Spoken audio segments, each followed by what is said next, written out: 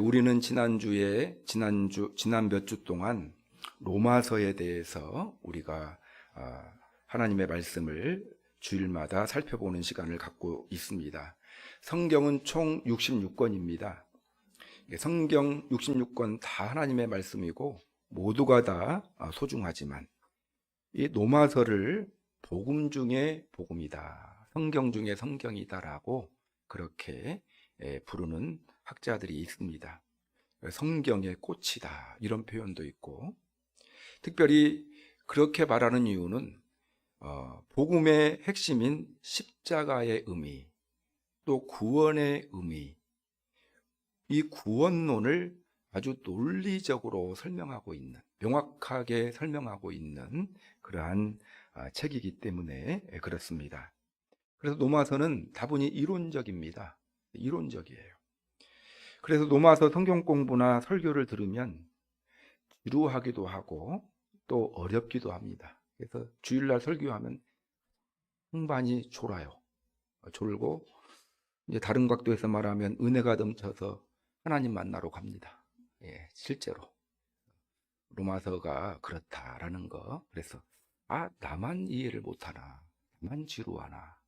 그래도 여러분, 지루해도 복음의 핵심을 담고 있기 때문에 건너뛸 수 없어요, 로마서는. 그리고 신앙이 약해질 때, 또 여러 가지로 힘들 때 꼭 우리들이 되새겨야 될 것이 십자가 복음이거든요. 그래서 로마서를 생각해보고 또 생각해보고 해서 반석과 같이 튼튼한 믿음의 기반을 다지는 그런 시간을 갖습니다. 그래서 반드시 들어야 될 말씀이다 이렇게 생각하고 오늘 말씀을 잘 들으셨으면 좋겠습니다. 자, 사도 바울은 로마서 1장에서 로마서의 주제가 되는 말씀이 로마서 1장 16절 17절이라고 말씀드렸습니다. 로마에 있는 교인들에게 복음을 부끄러워하지 말라, 복음 안에서 당당하라 이렇게 권면했다고 했습니다. 이 당시에 기독교는 신생 종교였어요. 그리고 당시에 이 이스라엘은 로마 시대의 변방에 있는 작은 국가였습니다. 그래서 전도하기도 힘들었어요. 한국 교회에서 교회 나가자 하면은 오히려 욕을 먹죠. 욕 먹는 이유가 너무 기독교가 세가지고 본이 되지 못해서 욕을 먹지만, 그 당시에는요 너무 약해가지고 그렇게 욕을 먹고 예수님 믿는다는 이유 때문에 조롱당하는 경우도 굉장히 많았습니다. 그래서 그리스도인들이 위축되어져 있었습니다. 그러한 그리스도인들에게 로마서 1장 16절에서 내가 복음을 부끄러워하지 아니하노니, 이 복음은 모든 믿는 자에게 구원을 주시는 하나님의 능력이 되기 때문이다. 나는 복음을 부끄러워하지 않겠다. 이 시점이 사도 바울이 복음 전하다가 옥에 갇힌 이후의 시점이거든요. 복음을 전했는데 떵떵거리고 잘 나갔으면 오히려 더 당당할 수 있을 텐데, 예수님 믿고 세상적으로 봤을 때는 너무 어려움을 많이 겪었거든요. 그럼에도 불구하고 나는 복음을 부끄러워하지 않겠다. 그 이유는 복음이 가진 위대한 능력 때문이다 이렇게 말합니다. 복음은 위대한 능력을 가지고 있기 때문에 나는 결코 복음을 부끄러워하지 않겠다. 복음이 가진 위대한 능력이 뭐라고 말하고 있습니까? 모든 사람에게 구원을 주는 능력이다. 죄로부터 구원을 주는 능력, 복음밖에 없다라는 것입니다. 사망으로부터 구원을 주는 능력, 복음밖에 없고, 우리가 죽어서 영원한 영생의 은혜를 누리고 우리를 천국으로 인도할 만한 능력도 복음이 갖고 있다. 이 복음이 위대한데 그 능력을 내가 알고 있는데 내가 복음을 결코 부끄러워하지 않겠다. 여러분, 기독교가 비판받고 있다고 해가지고 여러분 복음 부끄러워하지 마시기 바랍니다. 사람이 문제인 거지 복음이 문제 있는 것이 아니에요. 위대한 복음입니다. 자, 따라서 하겠습니다. 위대한 복음. 자, 이제 그 이야기를 했습니다. 그리고 이제 로마서 1장 18절부터 지난주까지 살펴봤던 로마서 3장 18절 말씀까지는 이제 무슨 이야기를 하고 있냐면 죄에 대해서 이야기를 하고 있습니다. 자, 모든 사람들에게 왜 복음이 필요하게 되었는가? 바로 인류의 죄 때문이, 따라서 하겠습니다. 인류의 죄 때문입니다. 로마서 1장 18절에서 1장 마지막 절까지는 이방인의 죄에 대해서 언급을 하고 있어요. 이방인의 죄가 두 가지 죄가 있다고 사도 바울은 말합니다. 하나는 불신앙의 죄고 하나는 불신의 죄다 해서, 불신앙은 하나님을 찾지 않는 것이 죄라는 거예요. 불신자들, 이방인들은, 이 당시의 이방인들은요, 하나님을 몰랐잖아요. 하나님을 찾지 않는 것이 죄라는 거예요. 유대인들의 죄는 무엇이냐? 율법을 소유하고 있었으면서도 율법을 실천하지 않는 것이 유대인의 죄였다. 율법 받은 백성이다. 아주 목에 힘주고 자랑을 했는데, 율법을 실천하지도 않으면서 율법 받은 백성이다라고 자랑하는 죄였다. 그러면서 로마서 3장 9절에서 20절 지난주 살펴본 말씀에서는 모든 인류는 죄의 지배 아래에 있다. 죄의 권세 아래에 있다라는 말은 죄의 지배 아래에 있다. 다른 말로 표현하면 죄의 노예로 살고 있다. 모든 인류는. 지난주에 자세하게 말씀드렸습니다. 그래서 정리해보면 모든 사람은 죄인이라는 거예요. 그래서 이 세상에는 두 종류의 죄인이 있다고 지난번에 말씀드렸던 기억나시죠?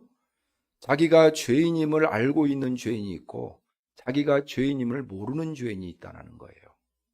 그리고 50보 100보라고 했습니다. 뭐 조금 성자라고 칭함받는 사람들은 죄가 조금 없는 거예요. 하나님 앞에서 봤을 때 우리보다 조금 없는 거고, 이 세상의 흉악범이라고 말하는 사람들은 우리보다 죄가 많은 것이 아니라 조금 많다라는 거예요. 다 그만한 죄인이라는 것이다. 모든 사람은 죄인이고 철저하게 타락했다. 기억나시죠? 입에서는 독이 나오고 바른 악을 행하는데 빠르고, 우리의 모든 지체가 타락하지 않은 지체가 없다. 우리는 완전히 철저하게 타락한 존재이다. 그리고 무능한 존재가 되었다. 지난주에 살펴보았습니다. 그래서 결론이 무엇입니까? 사람의 힘으로는 하나님의 의에 도달할 수 없다. 이것이 사도 바울의 결론이에요. 여러분, 사람의 노력으로는 하나님 앞에 도달할 수가 없습니다. 그래서 20절, 21절, 3장 20절, 21절에서 이제 오늘 본문 안에 포함되어져 있는데, 사람들이 노력을 했어요. 마지막 희망을 두고. 우리 19절을 한번 읽어보겠습니다. 20절을 한번 읽어보겠습니다. 시작. 그러므로 율법의 행위로 그의 앞에 의롭다 하심을 얻을 육체가 없나니 율법으로는 죄를 깨달음이라. 율법을 받았어요. 그래서 유대인들은 생각했습니다. 하나님이 주신 율법을 잘 지키면 하나님의 의에 도달해서 구원받을 수 있겠지, 이렇게 생각을 했어요.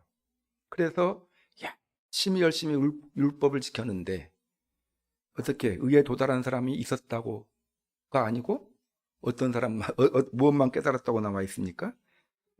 나는 정말 죄인 중에 괴수구나. 율법을 보면 볼수록, 여러분, 막 눈곱과 얼굴에 지저분한 사람이 거울 보면 볼수록 뭐가 생각납니까?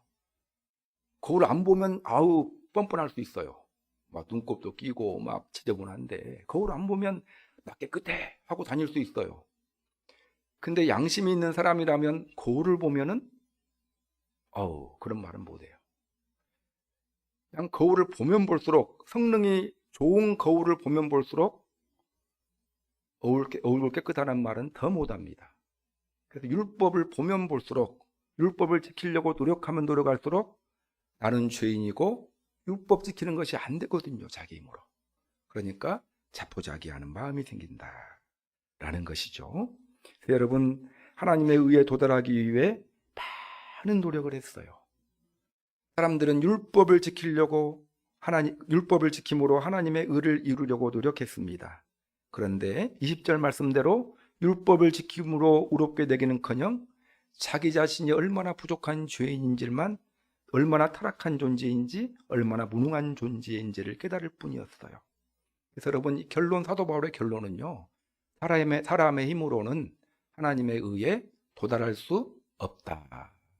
어떻게 생각하십니까? 우리 성도님들. 하나님의 의에 도달해야 구원받을 수 있거든요. 어떻게 난 노력 한번 해보겠습니다. 일평생 두고, 일생을 두고. 그 용기 참 가상합니다. 인정해주고 박수를 보냅니다. 초를 치겠습니다. 안 돼요, 그거요. 한두 사람이 해본 것이 아니거든요. 한국 사람들은 이제 결론을 좋아하잖아요. 그래서 설교할 때 답을 먼저 말해주라고 이야기하거든요. 왜냐하면 답을 딱 설교 시작할 때가 정신이 가장 집중할 때이기 때문에 답을 딱 이야기해주고 그 다음에 풀어가야 성도님들이 은혜를 받지, 답을 맨 마지막에 이야기하면 언제 답 나오나 하다가 성질난대요. 시험에 들고. 답을 말씀드립니다. 안 됩니다. 사도 바울이 해봤어요. 안 돼요, 여러분. 사도 바울은 대단한 사람입니다. 안 돼요. 결국 그래서 답은 무엇입니까? 인간의 힘으로는 구원받을 수 있는 방법이 없었고 결국 밖으로부터 오는 구원을 기대할 뿐이다. 사람이 물에 빠져서 허우적거립니다. 깊은 곳이에요. 힘써서 노력을 했어요. 근데 그 사람은 수영도 잘 못해요. 노력을 했는데 이제 계속 앞으로 나아갈 수도 없고 힘 다 빠졌습니다. 자, 그 사람에게 기대할 건 무엇이죠? 누가 지나가던 사람이 줄 하나 던져주는 거예요. 던져주지 않으면은 자기는 죽을 수밖에 없는 상태. 이것이 인간의 상태다라는 것입니다. 자, 철저하게 타락하고 무능한 인간에게 필요한 것은 밖으로부터 오는 구원인데 그 밖으로부터 오는 구원에 관한 이야기가 오늘 본문에 나와 있어요. 밖으로부터 오는 구원. 하나님이 줄을 던져주셨습니다. 그걸 오늘 본문에 뭐라고 표현하고 있냐면 하나님의 의다 이렇게 표현하고 있어요. 따라서 하겠습니다. 하나님의 의가 나타났으니. 이 하나님의 의에 도달해야 구원을 받을 수 있습니다. 사람의 힘으로는 도달할 수가 없어요. 하나님의 의에. 내 힘으로는 도달할 수가 없어요. 그러니까 타락한 인간은 어쩔 수 없어요.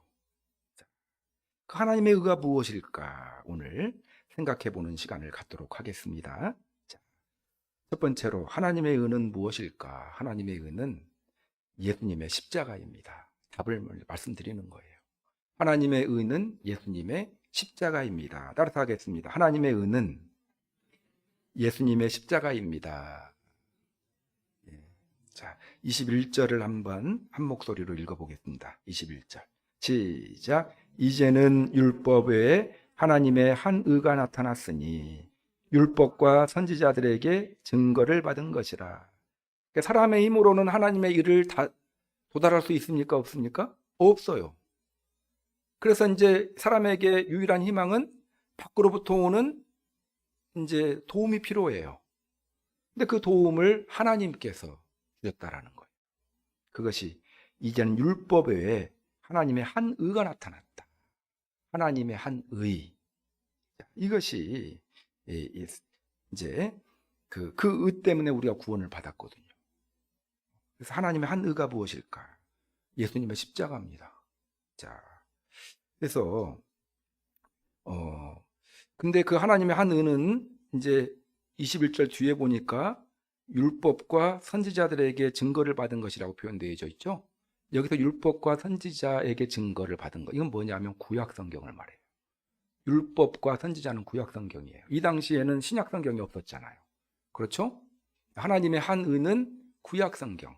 구약성경에 예언되어져 있는 거예요. 나중에 그분이 나타날 거다. 하나님이 한 의를 보내주실 거다. 자, 구약성경의 전체를 정리해 보면은 구약성경은 어떤 내용으로 구성되어져 있다고 우리가 옛날에 교회학교 때 배웠죠? 구약성경. 구약과 신약을 나누는 기준점이 뭐예요? 예수님 오시기 이전에 쓰여진 성경을 구약, 예수님 오신 다음에 쓰여진 성경을 신약, 교회학교 시간에 배웁니다. 그래서 이걸 모르는 이유는 이제 교회학교 출신이 아니기 때문에 모르는 거거든요. 자, 그러면 다른 좀 풀어서 설명을 드리면 구약 성경은 많은 이야기가 담겨져 있지만 한마디로 표현해 보라면 예수님이 오실 것이다.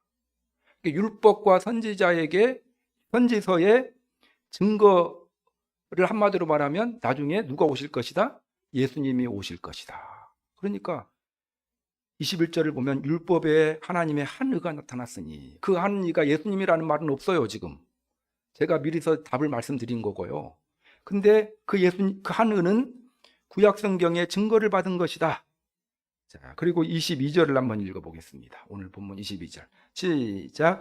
곧 예수 그리스도를 믿음으로 말미암아 모든 믿는 자들에게 미치는 하나님의 은이 차별이 없느니라. 답이 나와 있죠?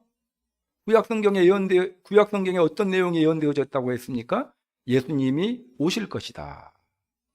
근데 22절에 보면 그 예수님이 나와 있어요. 그래서 여러분, 그 하나님의 의는 예수님을 믿음으로 말미암아 미치는 의입니다. 예수님이라는 거예요. 하나님의 한 의는 예수님이다라는 거예요. 여러분. 자, 로마서 1장에 보면 우리가 살펴볼 때 복음이 뭐라고 했냐? 사도 바울이 복음은 예수님이다 이렇게 정의를 했어요. 1장 초반절에서. 자, 로마서 1장 17절을 찾아서 읽어야 되는데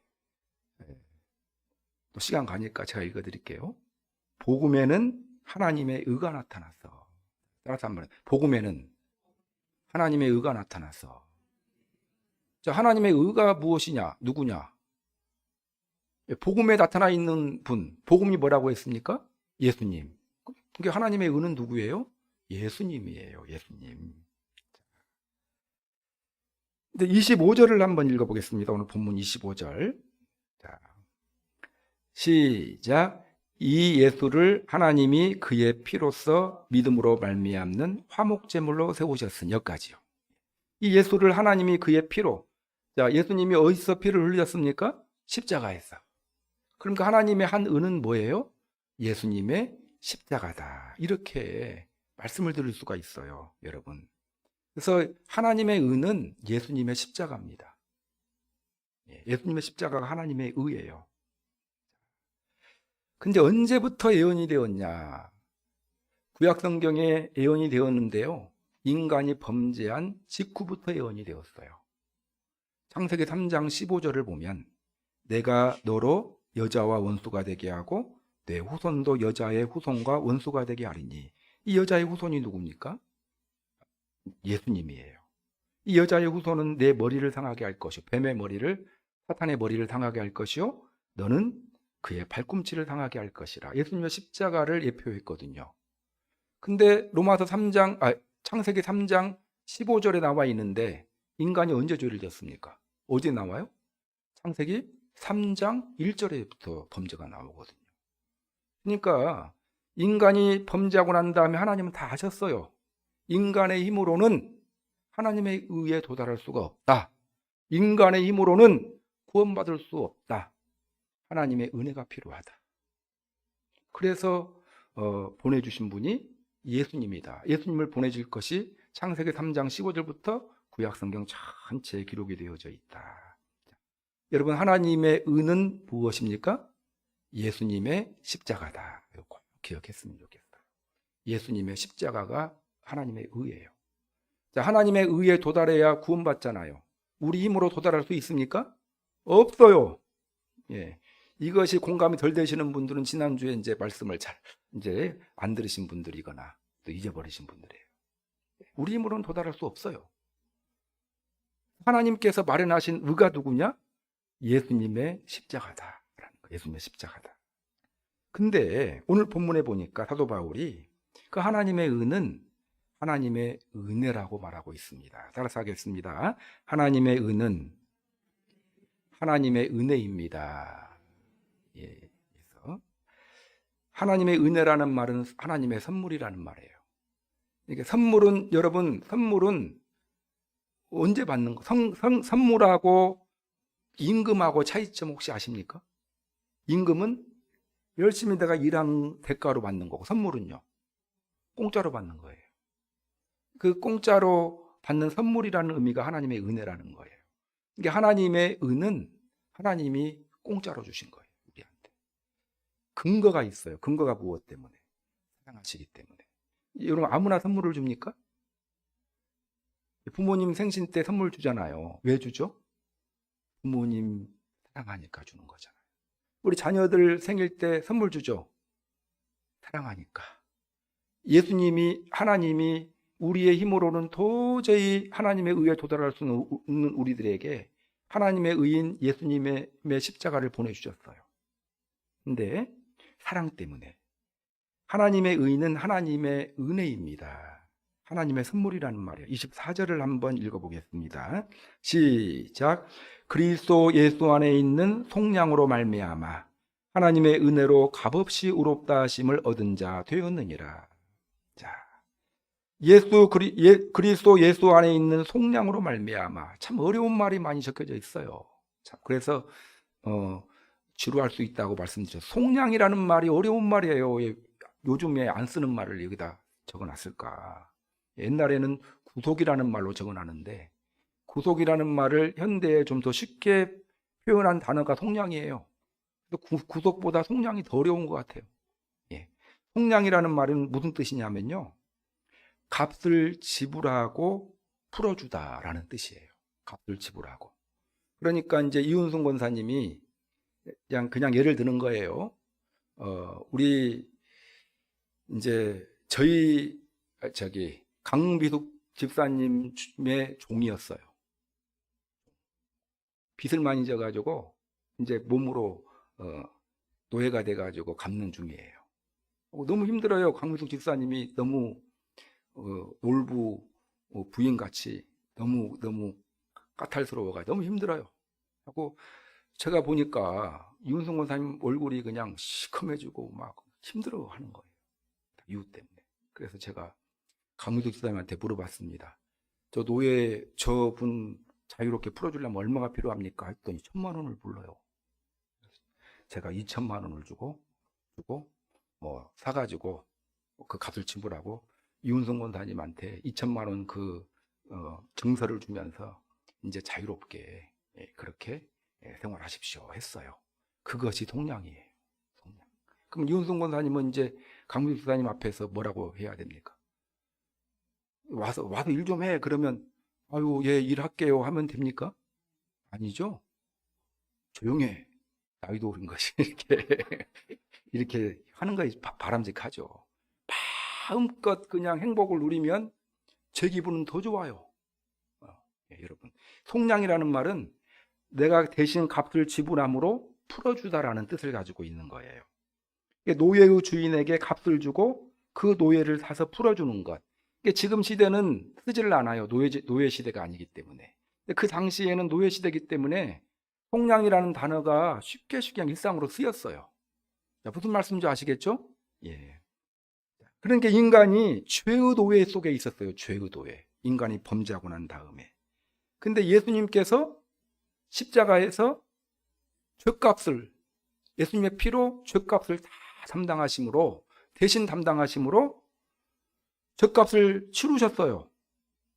그래서 우리에게 더 이상 죄의 종로를 타지 말고 자유함을 얻어라 해서 풀어주었다라는 겁니다. 자, 베드로전서 2장 24절에 보면 친히 나무에 달려 그 몸으로 우리의 죄를 담당하셨다. 이게 우리가 범죄한 죄값을, 온 인류가 범죄한 그 죄값을 예수님이 십자가에서 죄값을 치르셨다라는 거예요. 이 이야기 아시죠? 대속의 방법으로 치러주셨어요. 자, 그래서 우리를 죄로부터 해방시켜줬어요. 자, 우리 죄값 치릅니까? 안 치릅니까? 안 치러요. 왜요? 딱 하나 이유 때문에. 예수님이 다 십자가에서 죄값을 치르셨기 때문에. 우리가 한 일 있습니까? 없습니까? 없어요. 우리가 한 일은 아무것도 없다. 그리스도 예수 안에 있는 속량으로 말미암아, 예수님의 십자가로 말미암아, 하나님의 은혜로. 근데 왜 하나님의 독생자를 우리에게 보내셔서 십자가 지게 하셨어요? 사랑하시기 때문에 선물이에요. 그 하나님의 은혜예요. 내가 잘나서가 아니라 나를 사랑하시기 때문에 대신 지불해 주신 거예요. 하나님의 은혜로 값없이 의롭다 하심을 얻은 자 되었느니라. 그래서 여러분 예수님의 하나님의 은은 하나님의 은혜다라는 것입니다. 무조건 은혜라는 말은 무조건적인 호의다라는 뜻을 가지고 있습니다. 그래서 하나님의 은혜다, 값없는 하나님의 은혜다, 하나님의 은혜로 값없이 이렇게 표현되어져 있습니다.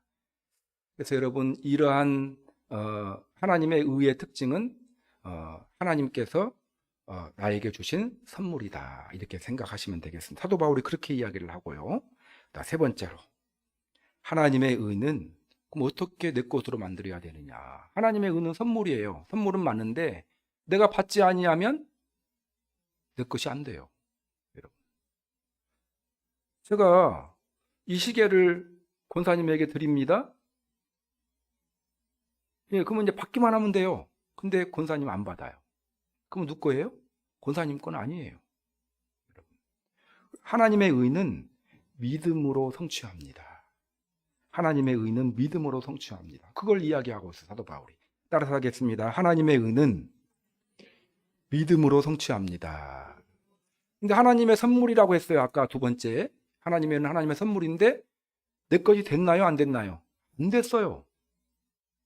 믿음으로 그것을 받아야 내 것이 됩니다. 믿음으로. 하나님의 의를, 예수님의 십자가를 내 것 되게 하는 것은 믿음이라는 방법을 통해 받는 것입니다.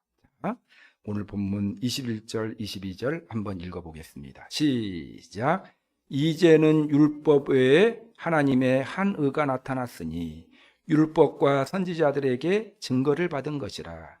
곧 예수 그리스도를 믿음으로 말미암아 모든 믿는 자에게 미치는 하나님의 의는 차별이 없느니라. 22절에 보면 예수님을 믿음으로 말미암아 모든 믿는 자에게 미치는 의다. 믿음으로 말미암아 또 믿는 자에게 미치는 의예요. 안 믿으면 안 미쳐요. 나에게 해당이 안 됩니다. 하나님의 의에 도달해야 내가 구원을 받거든요. 근데 그 하나님의 의가 내 것이 되려면 믿어야 한다라는 거예요. 믿지 않으면 내 것이 되지 않습니다. 자, 그래서 이것이 매우 중요하다. 예수님을 믿게 될 때 하나님의 의가 나에게 미치게 되는 것입니다. 믿어야 될 것이 됩니다.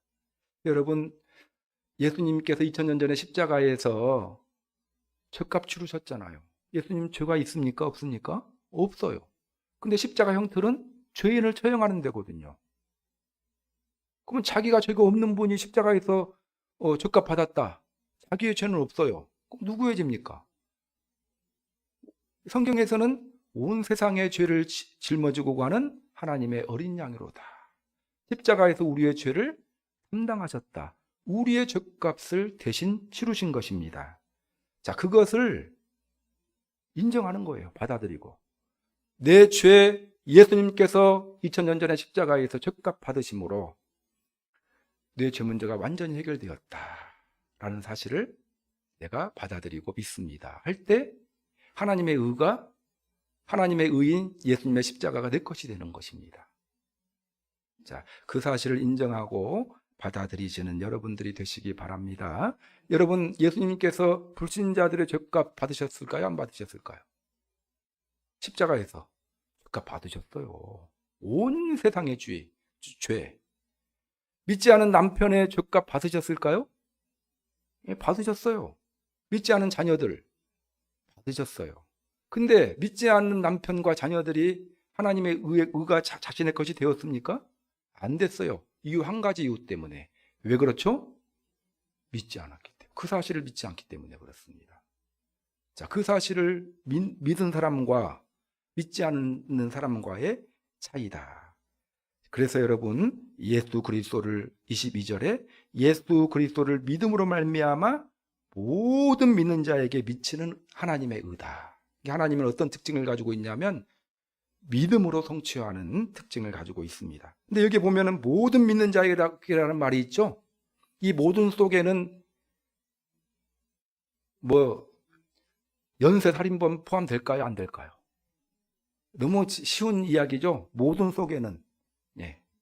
이 모든 속에는 무당 포함될까요? 안 될까요? 이 모든 속에 여러분 포함됩니까? 안 됩니까? 예, 모든 믿음, 이 사실을 믿는 모든 자에게는 하나님의 의가 미치게 되겠다.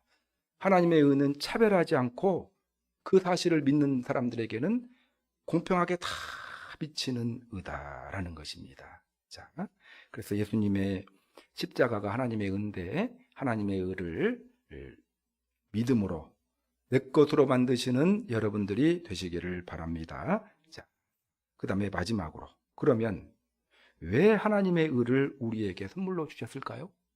네. 마지막 4번, 왜 하나님의 의를 우리에게 선물로 주셨을까? 하나님의 의를 우리에게 선물로 주신 이유는 하나님의 의로우심을 나타내시기 위해서입니다. 따라서 하겠습니다. 하나님의 의로우심을 나타내시기 위해서입니다. 하나님이 얼마나 의로운 존재인가를 우리에게 보여주려고, 이 세상에 보여주려고 하나님의 의를 우리에게 보여주셨다. 자, 아까 자기 힘으로 물에 빠졌어요. 구원받을 수 없는 사람, 아무리 노력해서 안 돼요. 그럼 자포자기 상태에 외부로부터 줄 하나 던져주면 딱 잡고 나오잖아요. 지나가던 사람이 줄을 던져줬어요. 왜 던져줬을까? 예, 자기의 의로움을 나타내기 위해서. 왜 자기 힘으로 하나님의 의에 도달할 수 없는 인간에게 왜 예수님을 이 땅에 보내주셨을까? 하나님의 의를 선물로 주셨을까? 자기의 의로움을 나타내게 하시려고. 자, 25절, 26절 한번 읽어보겠습니다. 시작. 이 예수를 하나님이 그의 피로써 믿음으로 말미암는 화목제물로 세우셨으니 이는 하나님께서 길이 참으시는 중에 전에 지은 죄를 관가하심으로 자기의 의로우심을 나타내려 하심이니 곧 이때에 자기의 의로움을 나타내사 자기도 의로우시며 또한 예수 믿는 자를 의롭다 하려 하심이라. 정신 맑을 때 읽어야 이해가 돼요. 성경을 이렇게 꼬아놨는지 모르겠어요. 근데 여기에서 가장 많이 등장하고 있는 말이 무엇이냐? 25절 뒤에 보면은요, 자기의 의로우심을 나타내려 하심이니. 왜 하나님의 의를, 예수님을 화목제물로 세우셨느냐?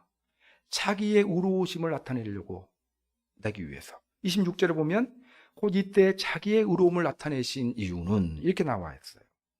여러분, 하나님의 의인 예수님을 왜 우리에게 보내주셨느냐? 한 의로 세우셨느냐? 하나님의 의로우심을 나타내기 위해서입니다. 이 예수를 이제 25절에 보면 이 예수를 하나님이 그의 피로써 믿음으로 말미암는 화목제물로 세우셨으니, 자, 예수님을 십자가에 죽게 하신 이유를 설명하고 있는 거예요. 구약시대의 제사를 인용해 가지고. 이 이야기를 하면 또 길어지니까 한마디로 말하면 왜 예수님을 십자가에서 화목제물로 죽게 하셨느냐? 죽게 하신 분이 누구냐? 누구라고 나와 있어요? 이 예수를 하나님이 그의 피로써 믿음으로 말미암는 화목제물로 세우셨어요. 누가 세웠? 하나님이.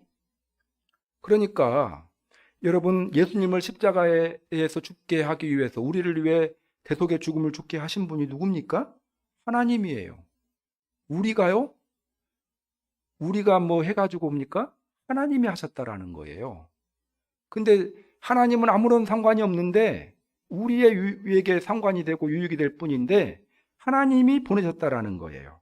여러분, 죄는 사람이 저질렀는데 문제는 하나님이 풀으셨다라는 거예요. 쉽게 말하면 지옥은 사람들이 가는데 우리를 천국으로 인도하기 위해서 자기의 독생자를 보내주셨다라는 거예요. 여러분, 로마서 5장 8절에 보면 우리가 아직 죄인 되었을 때에 그리스도께서 우리를 위하여 죽으심으로 하나님께서 우리에게 대한 자기의 사랑을 확증하셨다. 한 가지 이유 때문에 그래요. 하나님의 의로우심을 나타내기 위해서. 왜 예수님을 십자가에 죽게 하셨느냐? 하나님이 세우셨으므로 하나님이 의로운 분이라는 것을 우리에게 보여주시려고. 자, 그리고 난 다음에 뒤에 보면은 또 25절 뒤에 보면은요, 이는 하나님이 길이 참으시는 중에 전에 지은 죄를 관가하심으로. 인간이 죄를 언제 졌습니까? 창조하고 나서 얼마 안 돼서 졌죠? 그리고 예수님을 언제 보내주셨죠? 한참 후에, 수천 년 후에 보내주셨잖아요. 그 전까지 내가 하나님이라면 이미 끝냈어요. 끝장 봐버려. 노아와 홍수로서 끝내버렸을 겁니다. 아마. 예. 왜냐하면 인간이 얼마나 죄를 많이 졌어요. 근데 하나님은 참고 참으셨죠? 예. 그리고 끝내 예수님을 보내주셨어요. 이게 보니까 그 말이에요. 25절에 보면 이는 하나님이 길이 참으시는 중에 하나님이 길이 참았다는 거예요. 그냥 바로 죄인들을 심판하실 수 있었는데 참으셨다. 왜 참으셨을까요? 자기의 의로움을 보여주시기 위해서 참으셨다라는 거예요. 전에 지은 죄를 간과했다라는 말은 뭐예요? 대충 보아서 넘어갔다. 하나님은 대충 넘어가시는 분이 아닌데 죄를 지었는데 대충 넘어가십니다. 솔직히 말하면 여러분, 하나님은 죄인들은 반드시 심판하시거든요. 근데 우리 살아있는 이유는 왜 살아있는 줄 아십니까? 그냥 보고도 안 보고 넘어간 걸로. 우리 자녀들 키우잖아요. 근데 자녀들 거짓말 하잖아요. 그냥 1,000원 필요한데 10,000원 달라고 거짓말하고 가는 거 압니까 모릅니까? 알잖아요. 아는데 어떻게 해야죠? 속아 넘어가줘요. 그것이 이제 10만 원이라고 이렇게 거짓말을 하면 이리 와 해가지고 한대. 왜냐하면 이제 걔를 위해서 그렇지만 넘어가는 것이 굉장히 많아요. 다 알고 있지만. 왜 그렇죠? 사랑하기 때문에. 예. 하나님께서 왜 그러시느냐? 하나님께서 왜 그러십니까? 이유는 한 가지 이유 때문에 그렇습니다. 자기의 의로우심을 나타내기 위해서 그렇다. 길이 참으시는 중에. 자, 26절을 한번 봐볼까요? 26절. 끝. 이제 26절 한번 읽어보겠습니다. 자, 시작. 곧 이때에 자기의 의로우심을 나타내사 자기도 의로우시며 또한 예수 믿는 자를 의롭다 하려 하심이라. 그리고 난 다음에 이제 하나님의 의를 통해서 우리가 구원받은 사람이 되었어요. 그러면 거기서 끝나는 것이 아니고 우리 또한 의롭게 하려고. 구원받은 하나님의 백성들, 하나님의 관심사, 여러분을 향한 하나님의 관심사는 뭐냐면요, 우리가 하나님처럼 의로운 존재 만들어 가시려고 하는 것이 하나님의 뜻이에요. 포기하지 않고. 왜 그럴까요? 우리를 사랑하시기 때문에. 자기의 의로우심을 나타내려고 그런 의미를 가지고 있습니다. 자, 그래서 자기의 의로우심을 나타내시기 위해서, 우리를 얼마나 사랑하시는지를 보여주시기 위해서 하나님의 의인 예수님을 이 땅에 우리에게 선물로 보내주셨다. 자, 여러분 어려우시죠? 어렵습니까?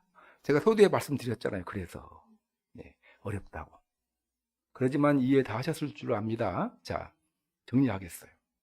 그러나 너무너무나 중요한 복음의 핵심을 담고 있기 때문에, 자, 하나님의 의에 도달해야 구원을 받을 수가 있어요. 하나님의 의에. 자, 그런데 사람들은 하나님의 의에 도달할 수 있었습니까? 못 도달했다고 나와 있죠. 왜냐하면 지난주에 배웠잖아요. 완전하게 타락한 죄인이었고 무능한 존재이기 때문에, 그래서 율법을 지켜보려고 노력을 했는데 안 돼요. 사람 스스로 하나님의 의에 도달할 수 없었어요. 그럼 딱 한 가지 답만 나와요. 구원받으려면, 하나님의 의에 도달하려면 하나님의 의를 밖에서 던져줘야 돼요. 이렇게. 자, 그 방법밖에 없어요. 그 방법을 하나님이 사용하셔서 던져주셨는데 이해를 돕기 위해서 던져주었다고 말합니다. 자, 그 하나님의 의가 뭐라고 했습니까? 예수님의 십자가라고 했어요. 예수님의 십자가, 하나님의 의. 자, 근데 예수님의 십자가를 던져줬는데 우리가 던져주기 위해서 한 일이 있나요? 없어요. 예수님의 십자가는 인 하나님의 의는 하나님의 은혜였다. 하나님의 선물이었다라는 거예요.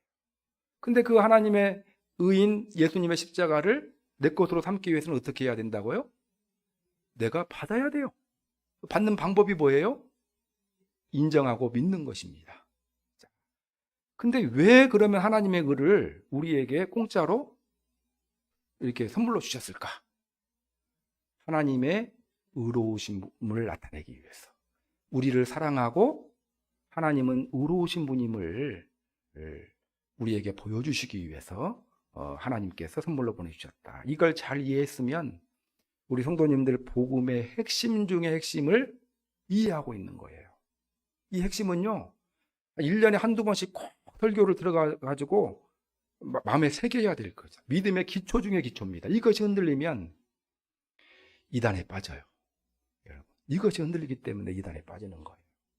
자, 이 기초를 코로나 때문에 영성이 식어져 있고 약해져 있는데 로마서 본문을 택한 이유가 있어요.